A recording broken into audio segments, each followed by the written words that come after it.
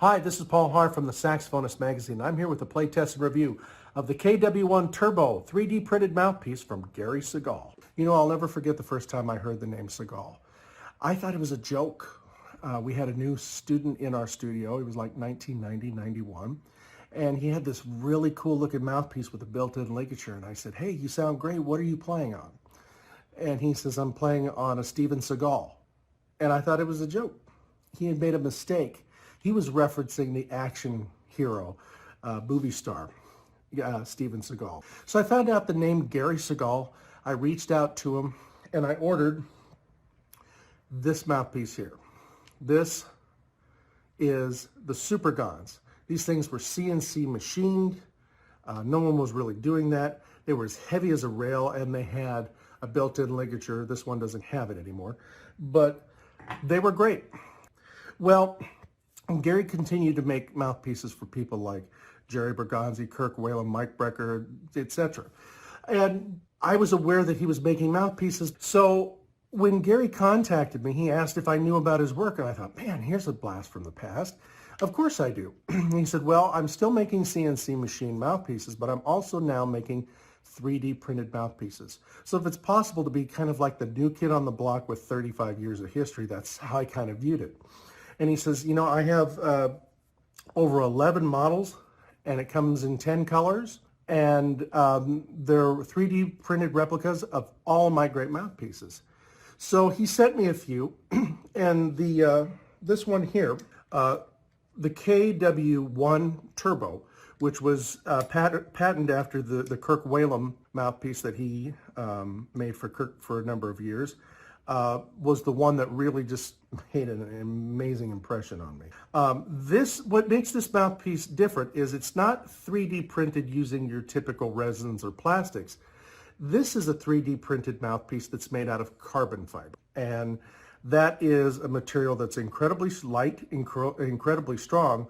But from what I understand, Gary had to really formulate and find the right blend of materials because most of the carbon fiber that would be used in a 3D printed machine couldn't withstand the heat of the 3D printing. Well, let me tell you something. He really, really found the formula. This is a mouthpiece that I have to be honest with you, I wasn't expecting it to be as wonderful as it played.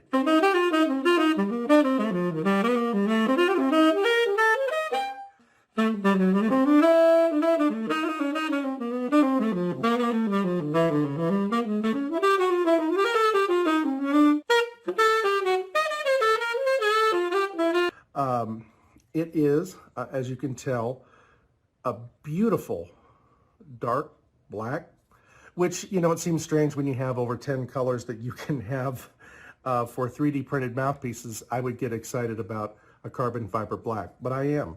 It's incredibly light. I mean, in comparison to this one, it feels like I've almost got a 1 pound weight versus like a feather. It comes with an integrated ligature. We'll talk a little more about that. But this mouthpiece gives me so many qualities and elements and options that I really can't categorize. It does have a woodiness and kind of a smokiness to it that reminds me of a slant.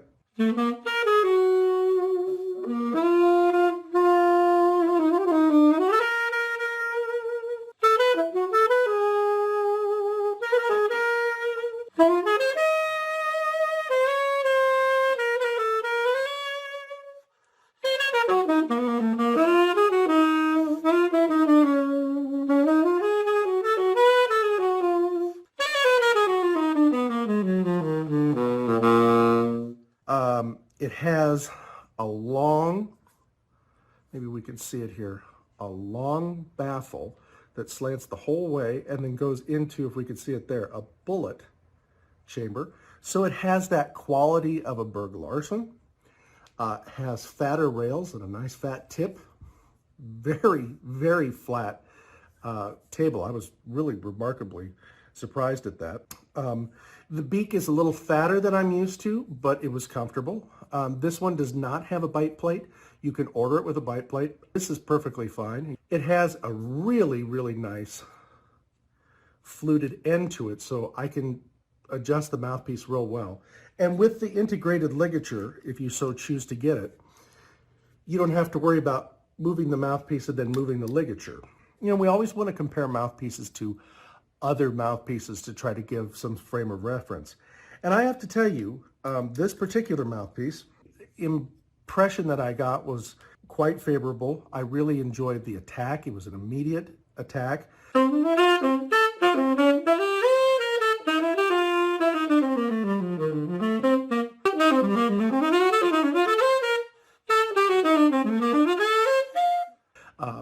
As you can hear on the recordings previous to this, to my speaking, you could hear it has a tremendously full range. I felt like I had a wonderful complement of overtones, particularly in the mid-low range, that mid-range.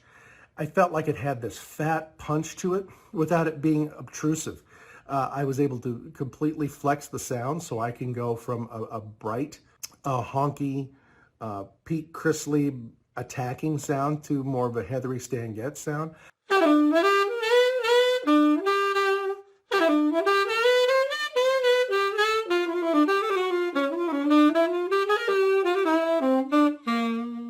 I love a mouthpiece that allows me that flexibility. That's just my personal choice.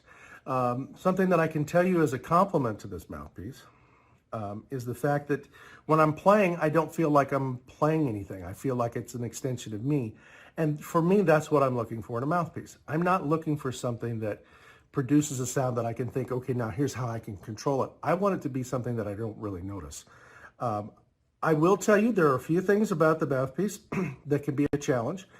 The way that Segall designs his mouthpieces, it's an optical illusion that the mouthpiece actually feels like it's getting bigger or looks like it's getting bigger. It isn't.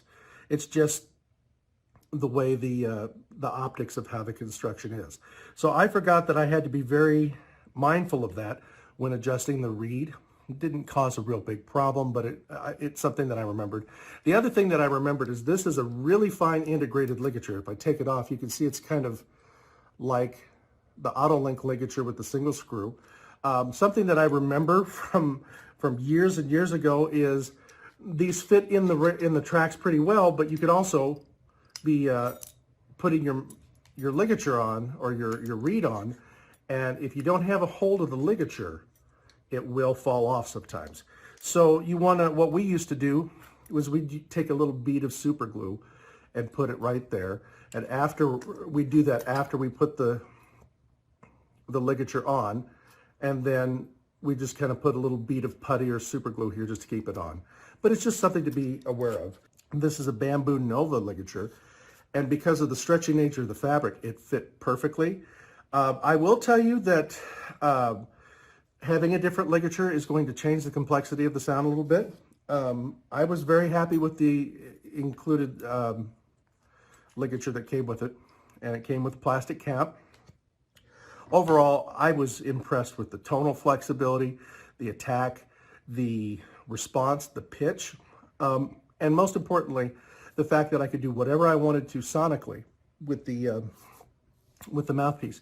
And it seems like it's funny to say new mouthpiece from a guy who's been making them for about 35 years, but he has one that Stefano Bedetti is using right now called the Retro that seems to be getting a lot of play. Hopefully we could do a review of that sometime in the future.